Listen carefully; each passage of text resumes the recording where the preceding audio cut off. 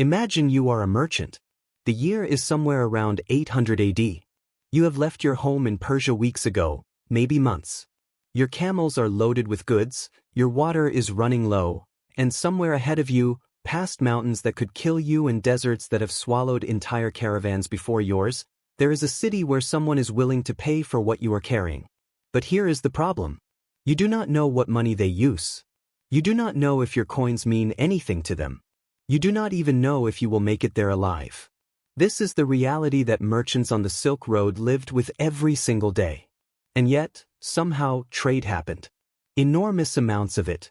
Silk, spices, glass, gold, ideas, disease, religion, all of it moving across thousands of miles of some of the most brutal terrain on Earth.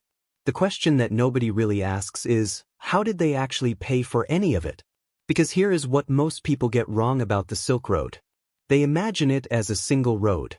A clean, organized route where merchants loaded up their camels in China and walked all the way to Rome. That is not what it was. The Silk Road was a web. A tangled, dangerous, beautiful web of routes, branching and reconnecting across Central Asia, through the Persian Empire, over the Hindu Kush, down into India, across the Arabian Peninsula, and into the ports of the Mediterranean. There was no single road. There was no single currency. There was no single anything.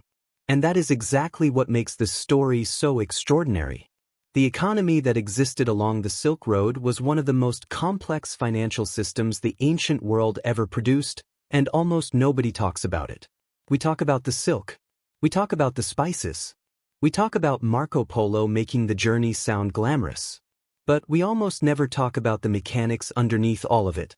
The currencies, the credit, the trust networks, the financial innovations that made it possible for a piece of cloth woven in China to end up draped around the shoulders of a Roman senator.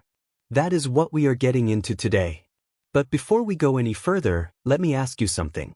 Have you ever tried to buy something in a foreign country with the wrong currency? Maybe you landed somewhere and forgot to exchange your money, or maybe the vendor at the market just shook their head when you held out your bills. Now imagine that feeling, but you are in the middle of the Gobi Desert. There are no banks, no ATMs, no credit cards, and the person across from you speaks a completely different language and operates under a completely different system of value. What do you do? The merchants of the Silk Road had to answer that question every single day. And the answers they came up with changed the world. Here is where it gets interesting. The Silk Road did not run on gold alone. It did not even run primarily on coins. What held this entire economy together, what kept goods moving across thousands of miles, was something far more fragile and far more powerful than any metal. It was trust. Specifically, it was a series of overlapping trust networks built by different merchant communities who developed their own systems, their own guarantees, their own version of what we would today call financial infrastructure. The Sogdians are probably the most important group you have never heard of. They were a Central Asian people based out of what is now Uzbekistan, and for centuries they were the backbone of Silk Road trade. They had merchant colonies spread across the entire route, from China all the way to Byzantium. And the system they built was essentially an ancient version of correspondent banking. A Sogdian merchant in Samarkand could issue something like a letter of credit that another Sogdian merchant in Chang'an, the ancient capital of China, would honor. No coins had to physically travel. No caravans had to carry chests of silver across bandit territory. The debt moved through the network, through relationships, through reputation. This is a staggering idea when you sit with it. We think of wire transfers and digital payments as modern inventions. But the fundamental concept, the idea that money does not have to physically move, that trust between connected parties can substitute for the movement of metal, that idea was alive and functioning on the Silk Road over 1,000 years ago. And the Sogdians were not alone. The Jewish Radhanite merchants operated a similar network connecting Europe to Asia. Arab traders built their own credit systems using instruments called suftaja, which functioned like bills of exchange, allowing merchants to transfer value across enormous distances without carrying coins. The Hindu trading networks of India had their own version called the Hundi system, which survived so long it was still in use in the 20th century. All of these systems, developed independently by different peoples, in different languages, operating under different laws and religions, converged on the same essential insight. Physical money is heavy, dangerous, and slow. Trust is weightless. If you can build a network of people who trust each other, you can move value anywhere. That insight did not just power the Silk Road. It is the foundation of the entire modern financial system. Let's talk about the moment everything almost fell apart. Because there is a version of this story where the Silk Road economy collapses early. Where the whole system, as ingenious as it was, breaks down under the weight of its own complexity. And understanding why it did not collapse tells you something crucial about how money actually works, not just in the ancient world, but right now, today, in the economy you live in. Go back to the problem of currency.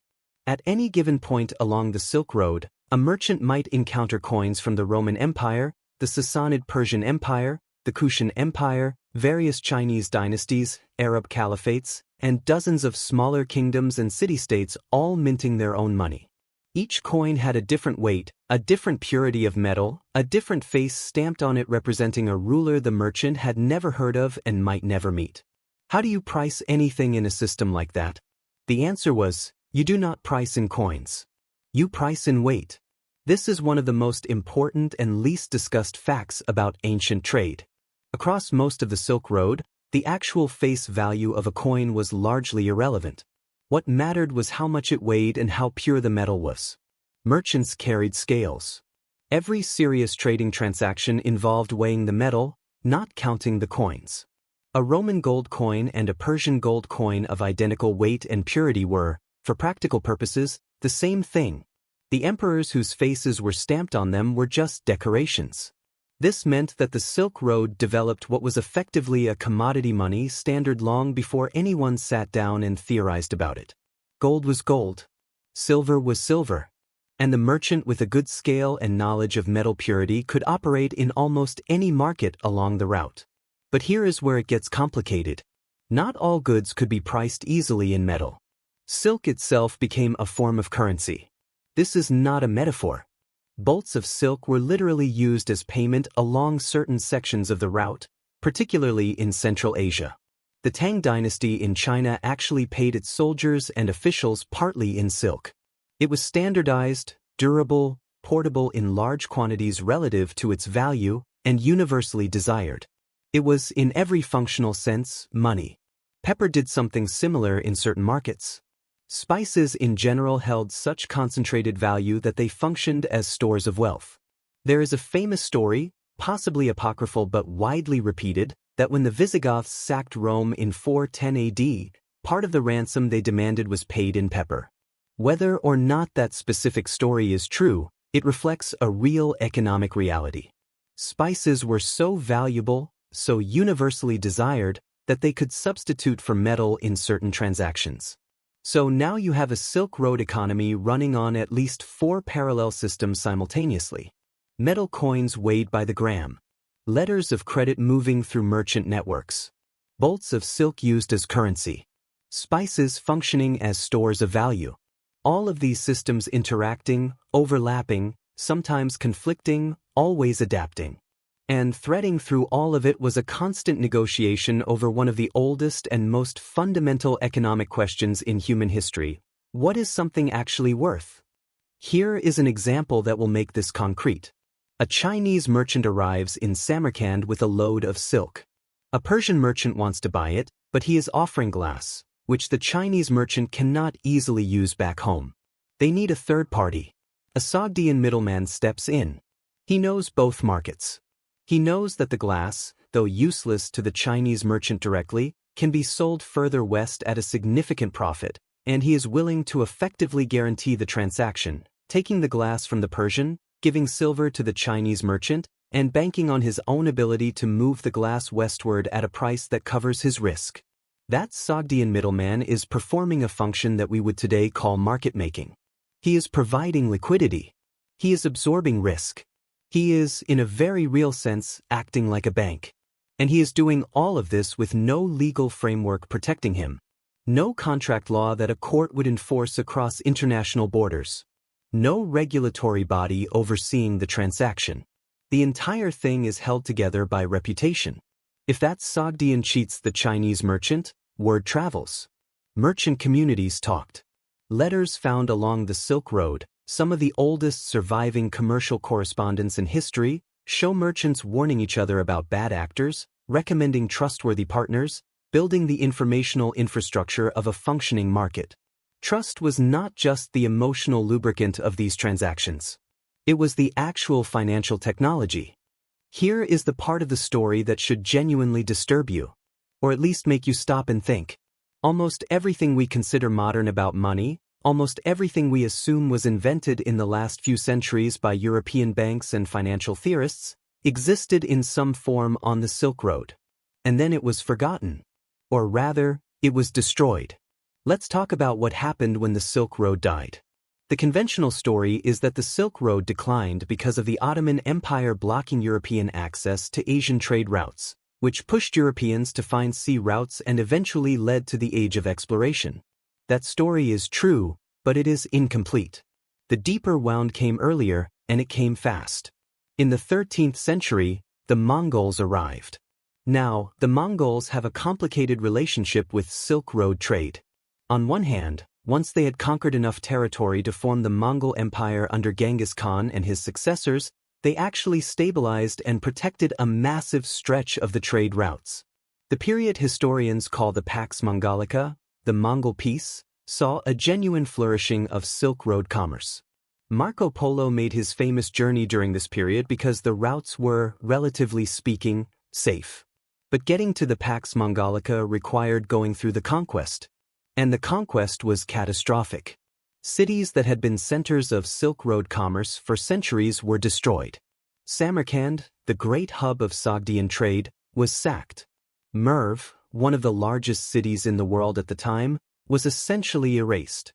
The population collapses in Central Asia during the Mongol conquests were so severe that some regions took centuries to recover. The merchant networks, the trust infrastructure, the accumulated financial knowledge of generations, much of it went with the people who carried it.